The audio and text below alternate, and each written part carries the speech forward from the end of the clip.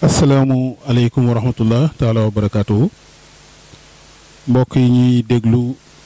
di ñu seetaan ak di ñu jàng ci Sine24.com seen mbokk Abdoul Aziz Gueye ànd ak toute l'équipe de Sine24.com ñoo dikkaat fii ci Ndayane nekk benn gox-goxaan bu bokk ci département de Mbour fekk si fi benn mag fekk si fi benn borom xam-xam nekk bindkat yàlla def mu nekk koo xam ne cofeelam ci réew mi ak cofeelam ci mbind ak cofeelam ci baax ñëpp ràññe na ko ñu di ko wooye Alioune Badara Sène nekk itam ki nga xam ne moo sumb festival bii ñëpp ràññee ñu di ko wooye festival international de poésie de Ndayane muy FESTIPO yàlla def nag tey équipe bu Sine24 yëpp mobilisé wu ñëw fii ci Ndayane fas yéene waxtaan ak moom fas yéene waxtaan ak ñi muy liggéeyandool waxtaan ni muy bindee waxtaan ci lan lay bind waxtaan ci jaar-jaaram waxtaan ci dundam waxtaan ci li nga xam ne tamit ndaw tey mën nañ cee sukkandiku ngir fa ñu bëgg a eggale seen mbébét ñu mën ko faa àggale waxtaan wi nag ni muy tëddee ci ñetti xaaj lay doon bu njëkk bi ci la ñu nekk nii ñi ngi dal fii ci kër mbokkam xaritam collaborateur di Moussa Sène nekk ki nga xam ne tamit moom mooy coordonnateur du FESTIPO festival international de poésie bu ñu waxtaanee wàllu festival bu ba noppi dinañ fi jógee nag dem kër Alioune Badara Sène ci boppam sumbaat fa beneen waxtaan buñ ca jógee nag si la ñuy dem ci alam bi xool dëkkuwaay yi xool gàncax gi xool Ndayane naka la tëddee kon mbokk yi ñu présenté leen Alioune Badara Sène di président fondateur du FESTIPO écrivain et poète di leen présenté itam Moussa Sène di coordonnateur du FESTIPO sëñ Alioune Badara ñu ngi leen di nuyu sëñ. auzu billahi mina sheytaani rajim bismillahi rahmaani rahim wa aleyka salaam wa rahmatullah sëñ Abdou Aziz Gueye ak sa collaborateur yi ngeen àndal di yëngatu ci organe bu ñuy wax Sine24 am nañu mbégte bu rëy tey maag sama collaborateur Moussa Sène di sama jeune frère bi ngeen ñëwee tey gane sinu ci sunu dëkkuwaay gane sunu ci sunu gox Ndayane en 2 mots waaye ñu gën ko xamee ci Ndayane par déformation de langage am nañu mbégte it ci bi ngeen fi duggee ci sunu commune ndax Ndayane ou Ndayane pour beaucoup d'autres mu ngi bokk ci commune Popenguine Ndayane ñu ngi leen di delloo nuyoo di leen wax it dal leen ak jàmm voilà merci maa ngi nuyu it à travers les ondes seeni auditeurs seeni téléspectateurs itamit wasalaam. sëñ Alioune sëñ Moussa ñu ngi leen nuyu. waaw moo leen di nuyu Sine24 maa ngi nuyu yëpp étant donné que président wax na lépp presque man je suis le maay coordinateur FESTIPO de Ndayane le festival international de poésie de Ndayane donc Alioune Badara Sène bi ma jëlee retraite ba léegi dama ko fekk ci liggéey bi muy liggéey man nag bi ma ñëwee ma ànd ak moom ma ne ko man maay sa Baay Faal foo nekk dinaa la fa topp muy neex muy naqari donc foofu la ñu toll ba tey actuellement nii ñu ngi préparé FESTIPO numéro 10 donc 10e édition bi moom la ñuy préparé donc foofu la ñu toll pour le moment après ci des mun nañ ko loolu ñu laaj après ñu tontu leen ci loolu. jërëjëf Seyna Moussa laaj bu njëkk bi ci wàllu FESTIPO muy festival international de Ndayane laaj bu njëkk bi mooy yow mi nga xam ne yow yaay coordonnateur bi tey bu ñu la doon laaj parce que dafa mel ni yaa ngi waajal 10e édition kon mel na ni am na 9 éditions yu jot a jaar alors festival boobu lan la ñan ngeen ciy xaar ak lan ngeen ci namm en réalité festival bi ci boppam lan moo ko wundu ak lan mooy attente yi lan ngeen ciy xaar ak itam lan ngeen ci jublu comme en termes d'objectifs. Premièrement dama ci tontu. Après ma jox le président mu compléter. En réalité FESTIPO li ko tax a jóg mooy préparer les élèves yi def examen maanaam ñi def ñi def BFM ak ñi def terminal. Donc le président bi mu koy créer ñooñu moo tax mu créer ko pour que des écrivains yi xam ne xale yi dañu leen daan dégg te duñu leen gis ñu andi leen ndayaan xale yi ñu xool leen ñoo xam ne kii moo bind bi livre diw moo bind bi livre boobu bu nekkee ci programme bi yemook écrivain bi ñëw fii ñu mën ko poser question mu répondre leen te def naa le président bu si ñëwee dina ko wax parce que moom ak ñun ñëpp dañu daan dégg ay Birago Diop ay Sembène Ousmane ay Victor Hugo te daaw ñu leen gis donc président bu toogee ba léegi mu xalaat loolu du def festival bi loolu moo tax pour que xale yi mën a gis les poètes yoo xam ne wala les écrivains yi xam ne ñoo bind tel livre ce qui fait bu nekk ci programme bi nit kañ bu loo ni lay diw moo bind livre mu taxaw fii nga mun ko poser question ci loolu mu mun la ci tontu je pense que loolu moo gën a am moo tax en réalité ñu andi festival. jàpp ngeen date bi ba noppi. waaw date bi nag jàppaguñu ko officiellement parce que xam nga il faut ñu xam koor gi fan lay commencé te bëgguñu ko mu nekk ci koor gi léegi bu programme ci bi génne na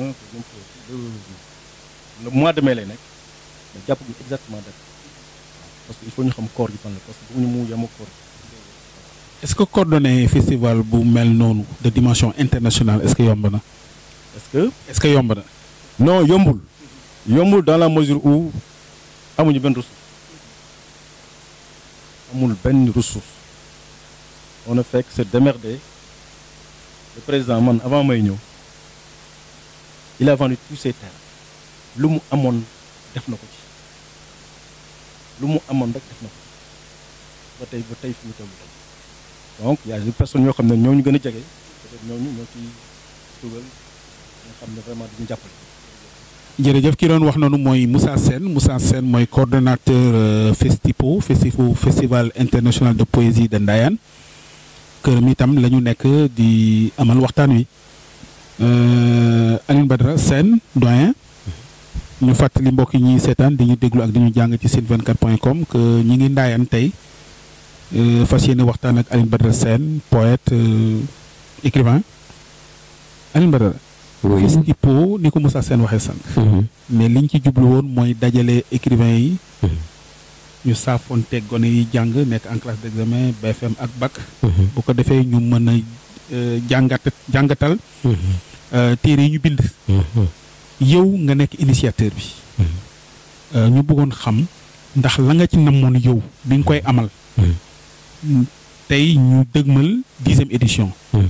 est-ce que la nga ci yéene woon. am nga ko ci wala bokk. des na loo xam ne tey buñ la ci jàppale woon nga jël. waaw alhamdulilah rabbil alamin merci beaucoup maa ngi jaajëfal sama coordinateur ndax ni mu ko tënkee exactement noonu la demee la vie du FESTIPO maa ngi koy gërëm bu baax di ko sant waaye ne perdez pas de vue déclaration il est en retraite génie civil génie militaire c'était un moniteur génie militaire bi mu laata retraité la commencé ñëw di ma accompagner peut-être qu'il a vu jàngat jël détermination bi mu retraité mu ñëw jàppale ma publiquement baatu Baye Fall boobu moo wax c'est pas gratuit parce que effectivement ni mu ko waxee noonu la ko defee en pleine séance durant un festival la def déclaration bi te aw ma si benn déception ndax il ne s'est pas contredit jusqu'à présent te yàlla na nu yàlla dolli sutura ànd bi gën continuer rafet mais vous me permettrez monsieur Guèye comme l'occasion s'est présentée jàkkaarloo ak l'international de remercier un inspecteur de l'éducation nationale nommé monsieur Bokoum de Mbour. lu tax ma di ko remercier parce que si moom la lépp jóge. festival bi dafa am fu mu juddoo ñëw ba fii mais ñu ngi remercier Bokum ndax Bokum yàlla daf ma boole woon ak moom muy inspecteur bu dëkk bu nekkoon Mbour bëggoon profession waaye nag bu bëggoon xale daan taal otoom di ñëw ba sama kër Ndayane mu daan jokkoo moom moo ma poussé d'abord bu école daan tëj fête yi élèves yi di def école yi élémentaire yi il venait me prendre ne ma obligatoirement monsieur Sène da ngay dem parce que li ma gis ci yow il faut que ñu tas ko ci école élémentaire yi booba fekk na man bi muy wax loolu bind naa benn constat bu ma def ci samay propre doom la baisse du niveau du français à l'école élémentaire maa ngi ko gisee ci samay doom te yàlla dogal man à l'époque le premier du centre du département de Mbour avant l'indépendance bu ñu daan def examen fu école am ci département Mbour lañ daan defee examen je me suis dit il y a mal donné il y a contradiction quelque part. Comment se fait-il que Alioune Badara Sène au cours d'un examen CEP que je sois le premier du département de Mbour ma toog ba tey ma jur doom yu mënula làkki tubaab y a contradiction ma tëju sama néeg bind benn projet sama contribution pour rehausser le niveau du français à travers l'école sénégalaise ma dugal ko à l'IDN de Mbour jamono boobu nag Bokum la fa fekk les inspecteurs se sont réunis ils ont accordé le projet non seulement mais ils m'ont demandé d'élargir mes activités dans les lycées et collèges parce que fekk na ñoom li ma constaté ci primaire bi ils l'ont constaté cette baisse de niveau dans les collèges et lycées c'était avant 2000 à partir de 2000 nag janvier 2000 la commencé samay activité di def ay animation littéraire et culturelle dans le département de Mbour 2 écoles le matin 2 écoles l'après-midi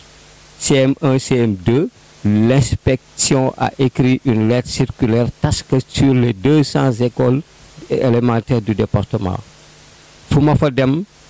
directeur d'école ba daf may jox les CM1 et les CM2 pendant 2 heures de temps ma delloo élèves yi seen enseignant ma continuer dem beneen école léegi nag Bokum boobu lay remercier ndax moom moo jur festival bi ma dem si ba ma ne attendez il y a mieux moi j'ai fait CM1 CM2 toute la littérature française CM1 CM2 loolu yàlla moo ma ko jagleel parce que jànguma ko ci benn maître loolu yàlla la je ne cherche pas à expliquer toute la littérature française du 16e au 18e siècle CM1 CM2 laa ko maîtriser xaw ni ko sama collaborateur bi waxee monsieur Moussa Sène mosuma gis ku gis Victor Hugo yàlla baaxe ma nekk tey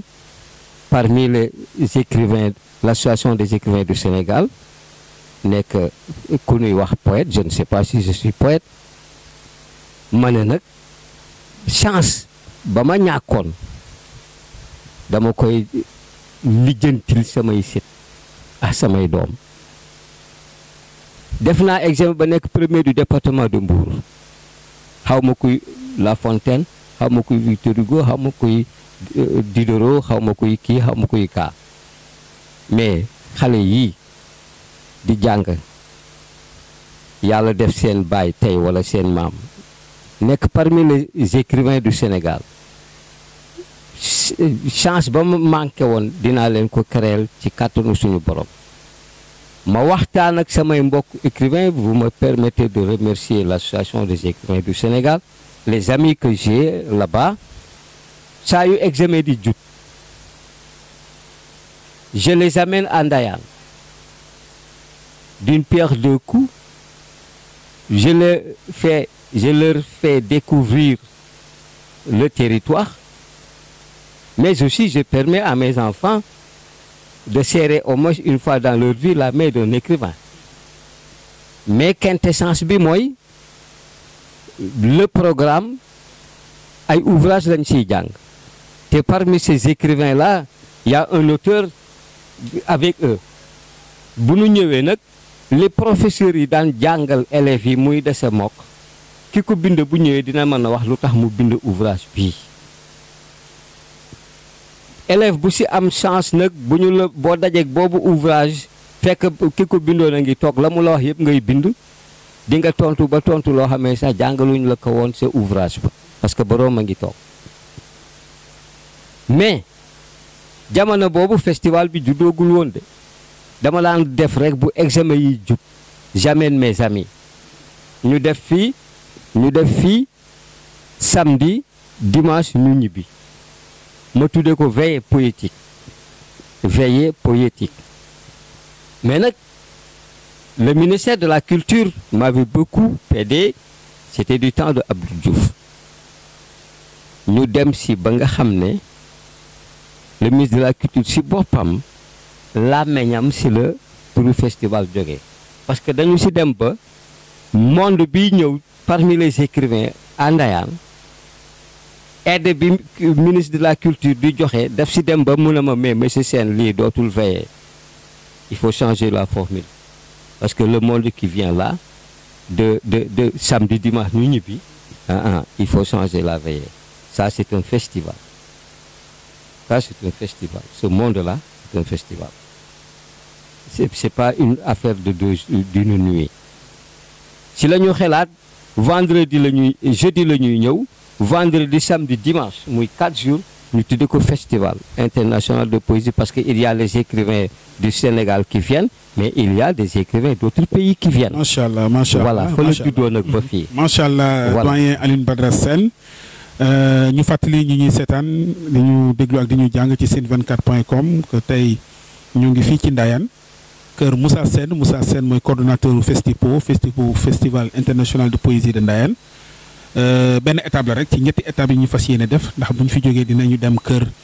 suñu baay bi di suñu ndijaay di suñu mag di suñu doyen ci li muy def muy mbind ak poésie muy Alioune Badara Sène le poète de Ndeye Anne. bu ñu fa jógee nag la ñuy dem ci alam bi environnement bi xool naka la Ndayane tëddee. ni mu leen ko waxee yaatu na depuis origine constat wu gone yi seen niveau wàcc na. ba ci di organiser ay veillées poétiques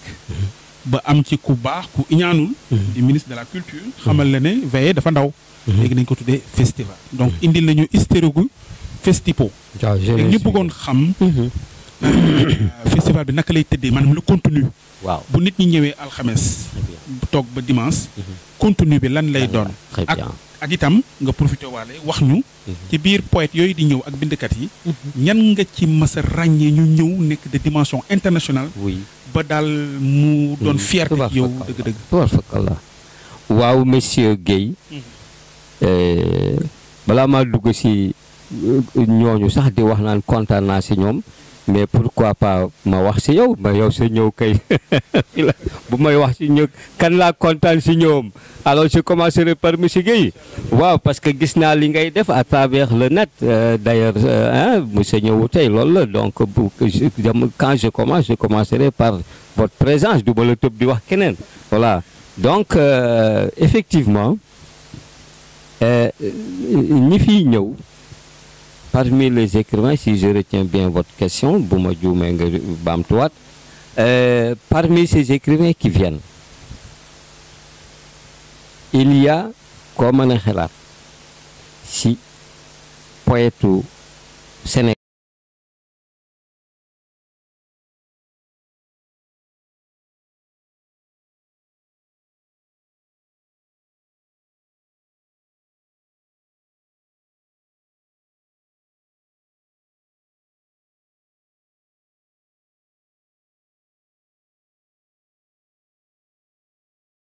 seulement mais il est écrivain qui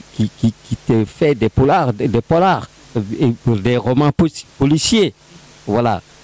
Tafsir Dikédié. Parmi les dames, il y a la grande dame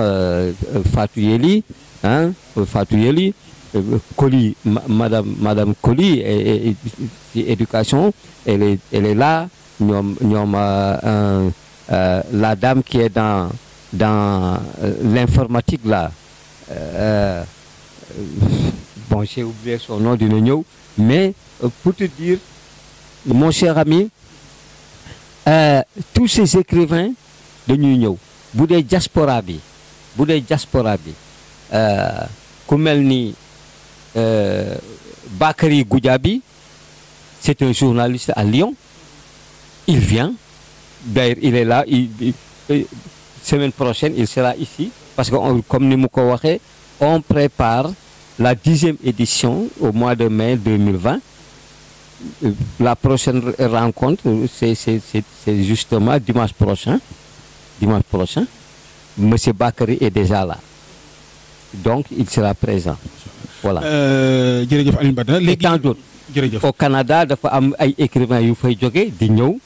Ils l'ont déjà fait. RFI dafay ñëw comme ni ngeen ñëwee di ñëw di couvrir ci événement bi etc. Il y a tant d'écrivains, voilà. Et par rapport ak attractivité bi est-ce que sentir nga ne gone yi waaw comme ñoom ñoo la tax di def lii waaw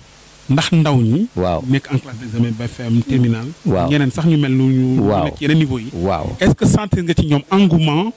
ci très bien très bien alors dinaa ñëw ci cette question mais dafa am loo laajoon déroulement festival bi voilà le vendredi les festivaliers ils viennent le vendredi le jeudi après-midi à partir de maintenant si le festivalier yi di ñëw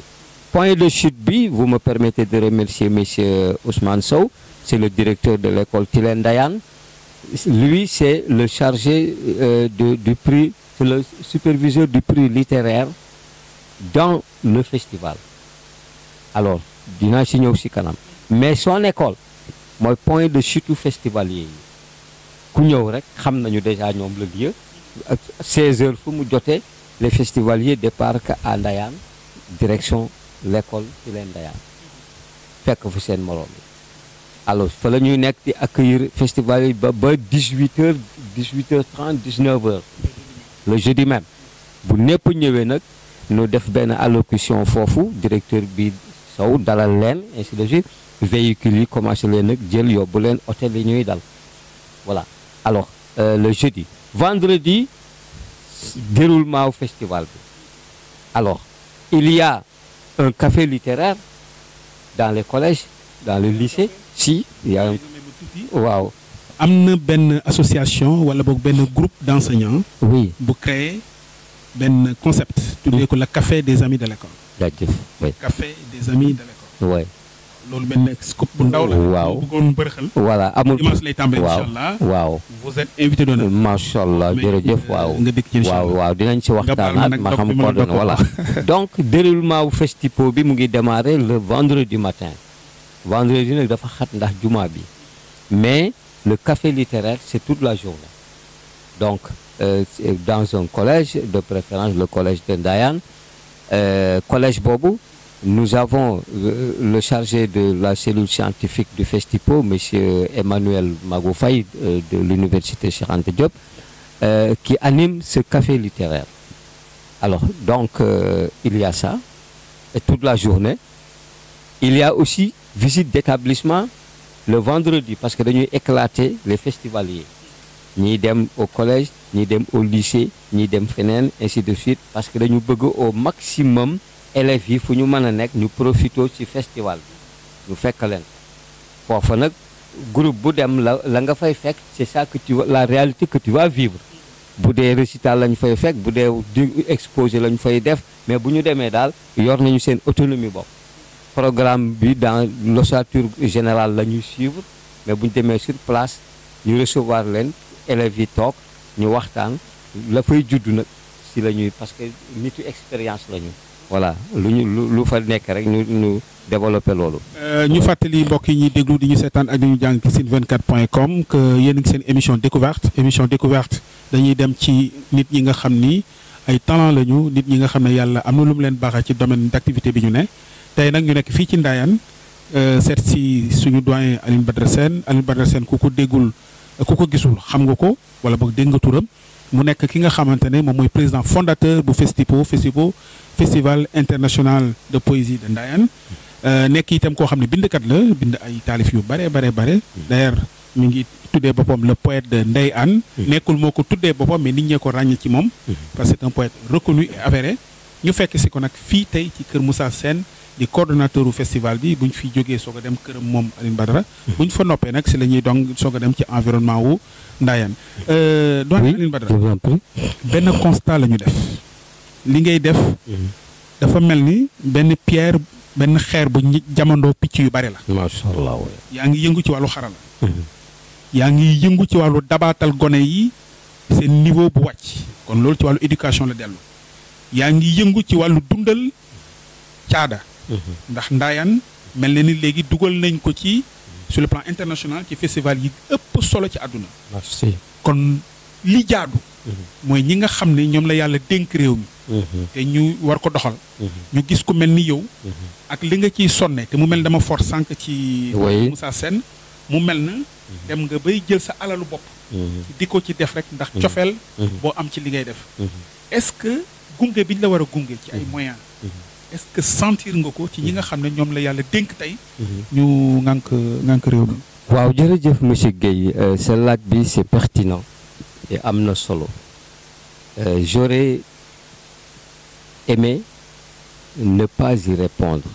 parce que dafay mel ni dama séenuwuma dara mais le festival n'est pas secouru waxuma la nag il ne sera jamais secouru dafa am benn wax bu sunu borom waxoon à la deuxième humanité du temps du premier envoyé de Dieu sur terre Noé bi Noé defee 1000 ans di woote nit ñi pour ñu wuyu si kàddu dëgg gi di suñu borom ñàkk wuyu si matuñu téeméeri nit. Le constat fii que yàlla ne Noé di faral arche ñi la gëm nga dem ak ñoom avec les animaux ils vont produire la seconde humanité ñii dama leen di alak par le déluge. noonu suñu borom lu may defaree gaal mu ne ko garab mu ne ko luy garab mu ne ko demal seet nuy ji sa pap boobu 5000 ans bàyyi ma ngi dund mu jox la benn doom nga def ko ci suuf la yàlla doon wax ak nooy tout ça c'était symbolique pour que suba deuxième humanité ñu xam ne li ñuy dunde ci suuf lay jóge ñoo dem ci baayam mu jox ko doom ba mu ñëw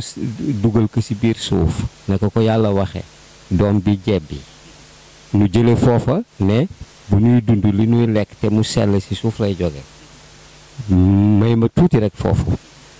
dama sa question bi lay développé yàlla mu ngi nuy wan nag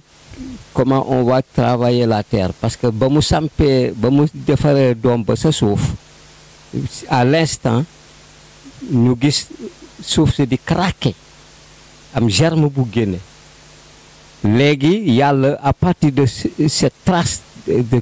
craquement yàlla def ay rayons concentriques à partir de l'emplacement de cette germe-là plusieurs voies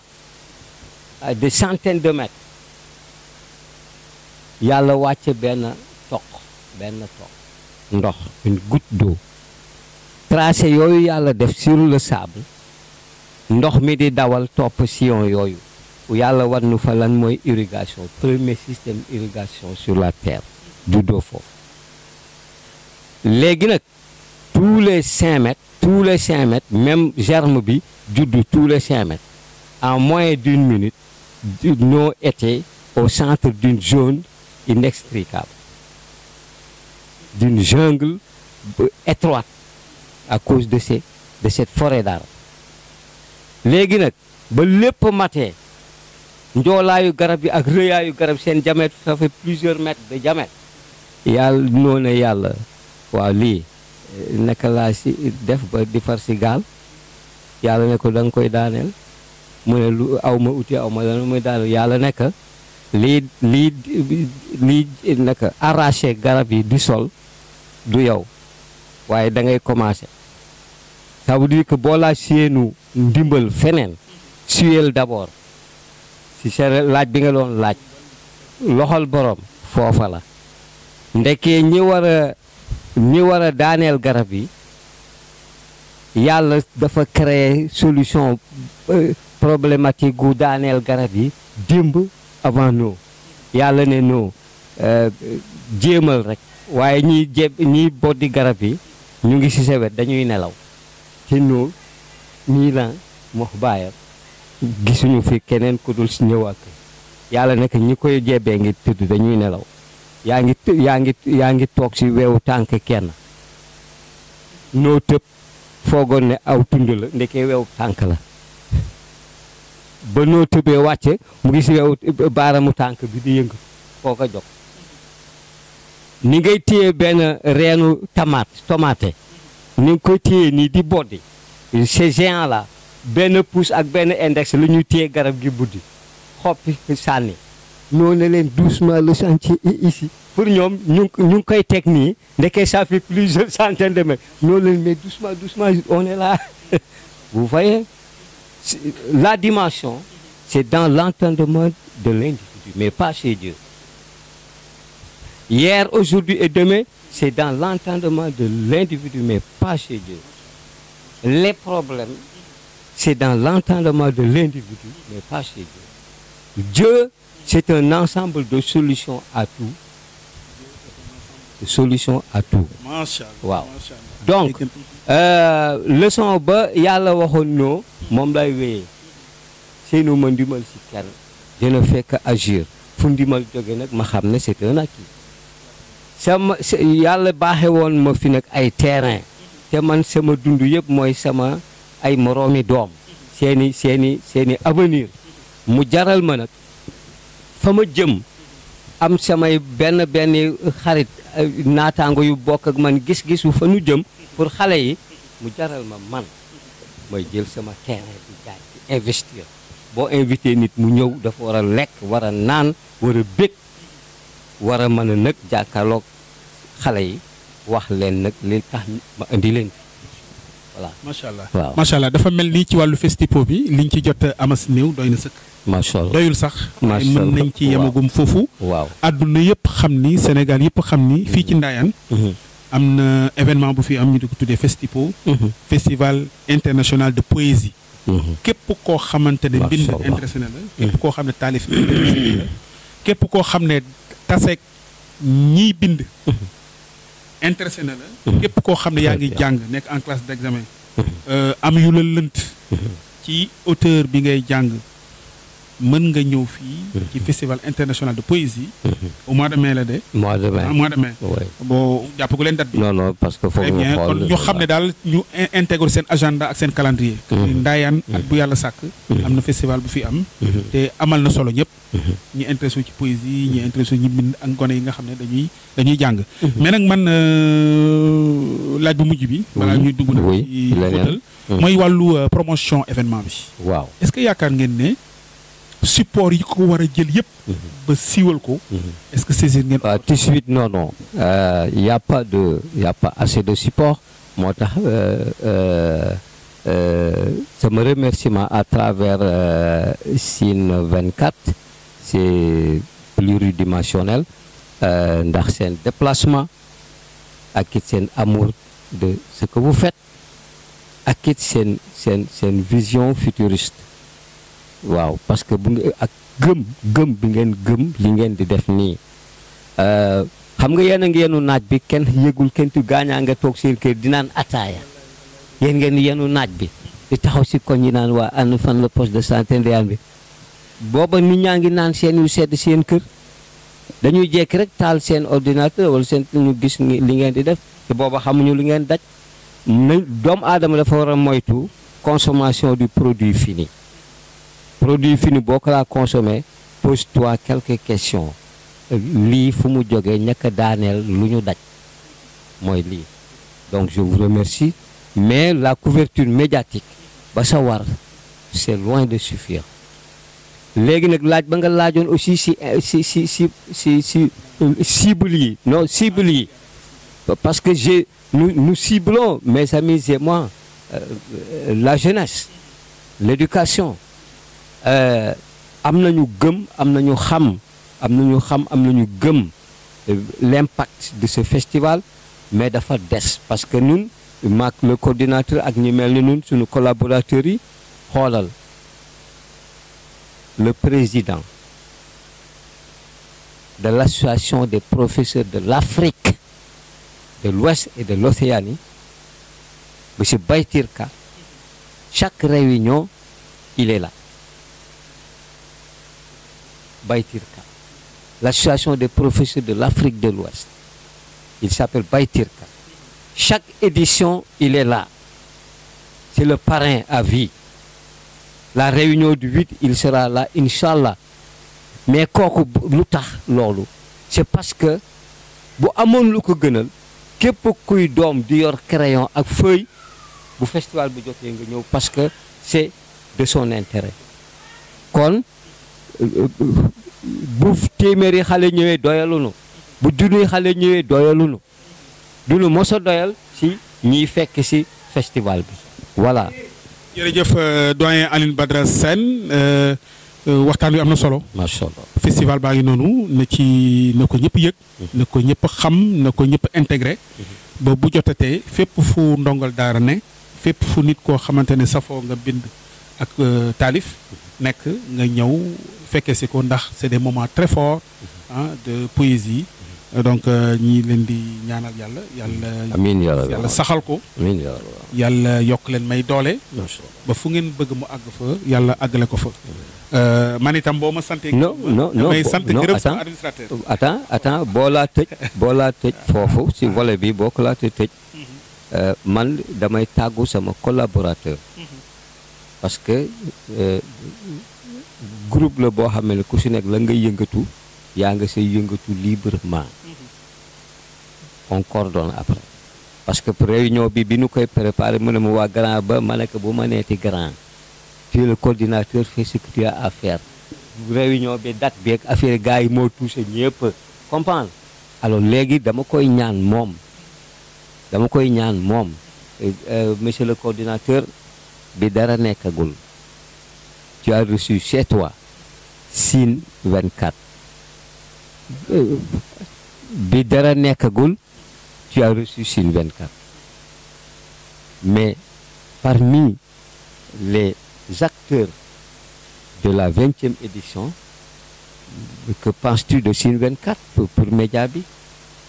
après nga tontu si parce que il a posé une question médiatiser affaire bi mais il est chez toi et il nous pose la question médiatique maintenant 10e édition baa ngi ñëw yaa ngi ñangi voilà la réponse te revient c'est pas je ne suis pas le coordinateur c'est toi qui voilà waaw waaw.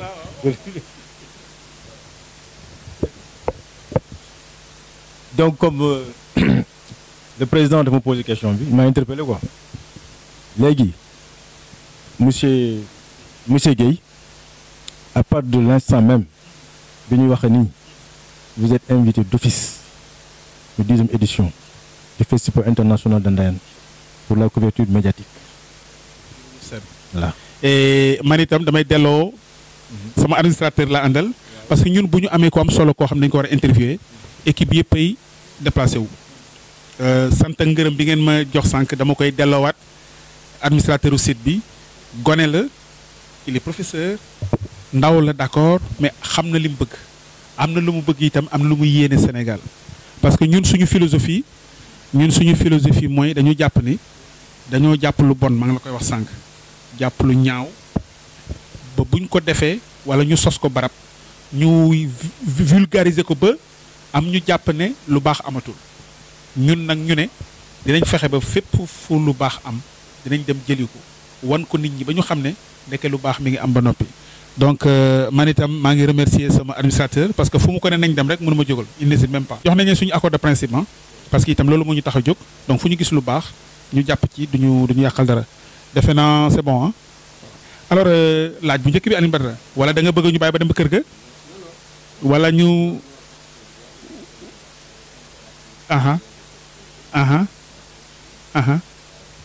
dama lay bàyyi nga présenté ko. bismillah. waaw.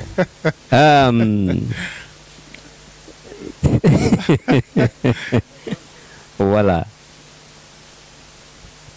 Alors, Monsieur Gueye, je ne peux pas ne pas revenir en arrière à cause de une dame qui vient de nous rejoindre en la personne de Seynabou Mam Nabou de Mbour. Ni nga ko gisee nii mu jóge Mbour chaque édition noonu lay ñëwee et dina ma baal parce que maa ngi koy tooñ si da nga ma doon laaj l'impact du festival. Bokk na si objectif bu festival yi découvrir les jeunes talents. Quand on dit jeunes talents man nga am sax 70 ans bindaguloo mais bu ñu jotee c'est écrit ñu lancé la bu boobaa malgré tes 70 ans tu es un jeune talent si li ngay door a génn ce premier ouvrage.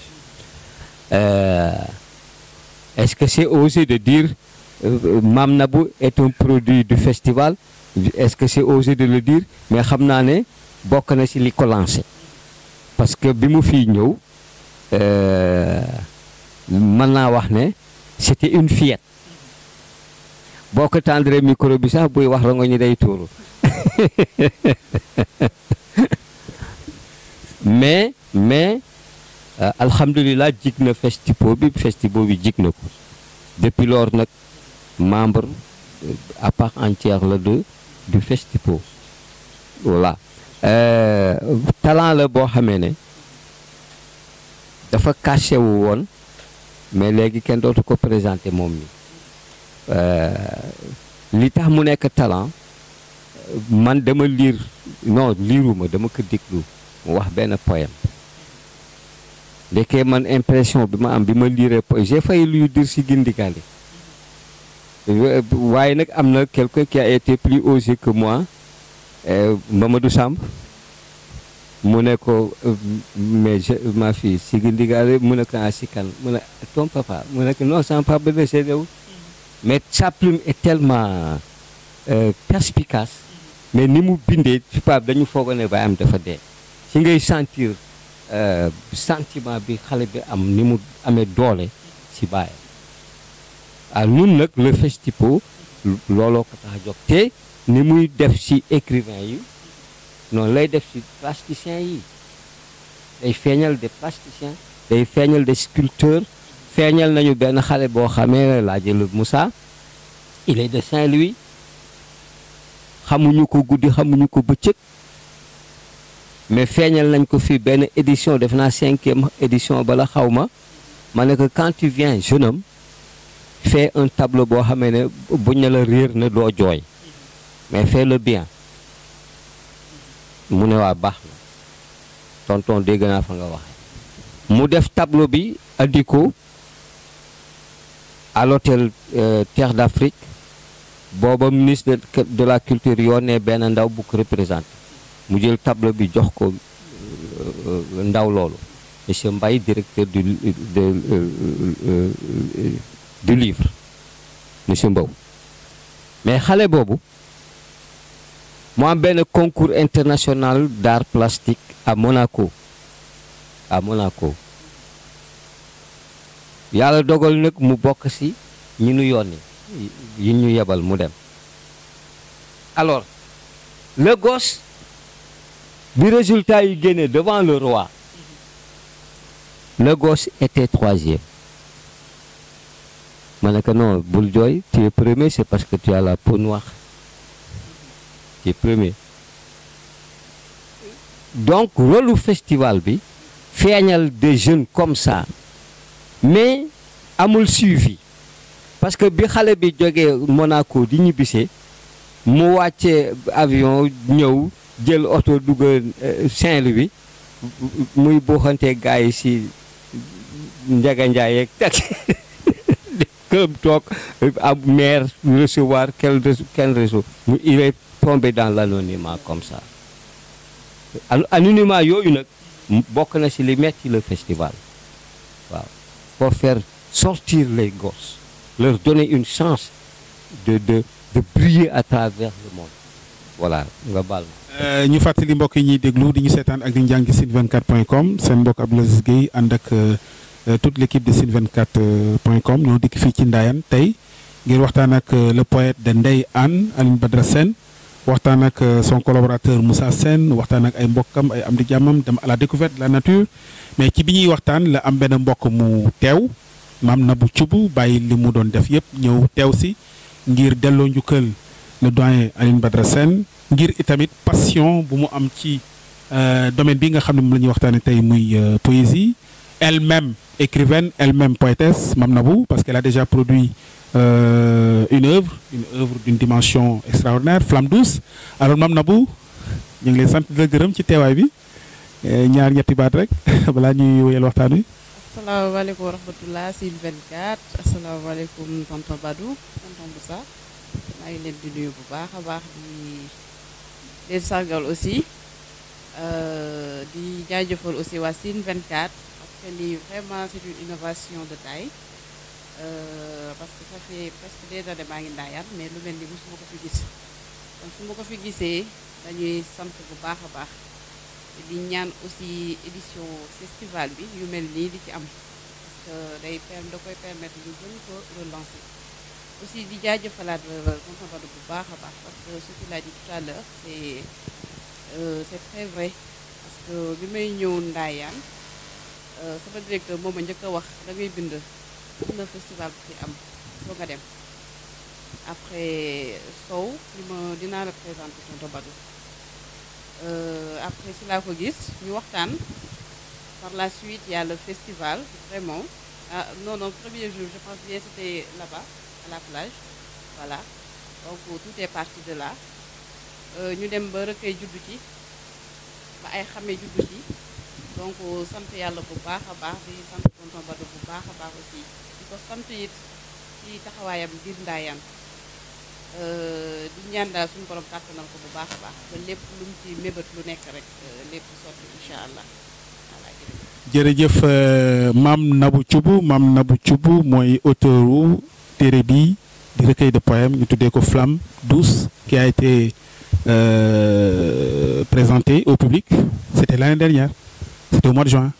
le 30 juin 2018 ñu di la souhaiter bon vent et bonne continuation. amiin ñu wéyal waxtaan wi doyen. laaj bu njëkk bi. mooy dañu yër say bind. ñu gis am foo bind mbind moo xam ne kawe na lool nag. macha allah waaw vraiment inspiration bi macha allah. nga wax ci ne par Léopold Sédar Senghor très tôt j'ai pris conscience de mon souffle. Cependant par Boileau. J'avais failli n'écrire qu'en alexandrin. Et dans l'univers de la poésie, à l'âme de la vie de toute galaxie sensible, ma plume pourtant sera paysagiste. jërëjëf. Mais doyen. waaw. macha allah. Doyen, quand j'ai lu ce texte-là, je me suis dit que cette inspiration-là, elle ne peut pas être naturelle. macha allah. Alors, qu'est-ce que vous pouvez dire aux profanes, comme moi, qui liraient l'extrait de vos écrits? Pareil. Machallah. Alors, disons que chronologiquement, j'ai parlé de Senghor et de Boileau. Alors, on va respecter cette chronologie temporelle de Senghor. Moi, je ne sais pas qu'est-ce qui a fait que je sois poète. Je ne sais pas. Peut-être c'est mon environnement, parce que Ndayane, est un terroir où tout s'exprime en poésie. Quand on est triste, on chante. Quand on est joyeux, on chante. Quand on travaille au champ, on chante. Quand on est en haute mer, on chante. Les mariages, les circoncisions, les tatouages, Ndayane est fondamentalement poétique. Est-ce que c'est cette brise maritime qui souffle sur Ndayane qui m'a caressé étant bébé, je ne sais pas, mais je me demande qu'est-ce qui a fait que je sois poète, parce que jaaruma foora tax ma nekk poète. Peut-être dama juddoo fu tax ma nekk poète, mais après juddu bi fi ma jaar yëpp c'était pas pour ma nekk poète. Je m'explique. Dama jàng Armand Ndiaye avant may jàng français li tax ma ne pour ma nekk poète di bind français daf ma jaaxal parce que au Sénégal à 7 ans on est à l'école élémentaire, mais à 5 ans j'ai quitté chez moi pour sama papa ma war a yóbbu école moom war a inscrire. À 5 ans mon papa ne me voyait plus. maa ngi jóge Rufisque dem Dakar pour jàngi alxuraan. Dama daw sunu kër dem jàngi alxuraan à 5 ans. 5 ans laa la wax de 5 ans ma jóge Tëngéej Dakar dem jàngi alxuraan ñetti weer baay di ma seet yaay di ma seet ba ñu foog ne dama décédé. Après maintenant sama papa a réfléchi, il s'est dit xale bi nu koy gëj a gis dafa fekk na sama rakk bi ñuy wax Daouda Sène benn moroomam moo jógee Ndayane ñëw Tëngéej di ko wax ne dañuy dem daara Baye Matar Diop Dakar jàngi mbaa du xale bi papam daf ko yóbbuwaale papam bu ndaw. Te man sama pap bu ndaw bi sax yëgul parce que dama dégg waxtaan ba nag mon père a vu juste dama dégg seen waxtaan ma bàyyi góor gi xel mu jóg di waaj mel ni daal ku yëgul mais ba mu paree ba tàggoo ne mu ngay dem ma bàyyi ba mu génn ma may ko distance jox koñ ak koñ laa koy may bu tolloo angle bële maa ngi fii